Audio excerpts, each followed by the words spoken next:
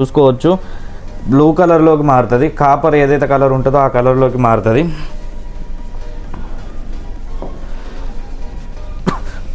Friends చూసారు కదా, ఇది ఆల్మోస్ట్ 5 రూపీస్ కాయని తినేస్తుంది. సో మనం నెక్స్ట్ ఏం చేద్దామంటే దీన్ని ఇంకో బీకర్లోకి మార్చి 5 రూపీస్ కాయన ఎలా ఉందో అది చూద్దాం. ఇప్పటికి ఆల్మోస్ట్ ఒక 3 to 4 minutes అయ్యింది అనుకుంటా.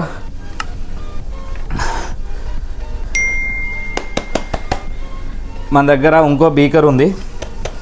ఈ బీకర్లో పోసి ట్రై చేద్దాం ఆ 5 రూపీస్ కాయన ఉందా లేదా అని. సో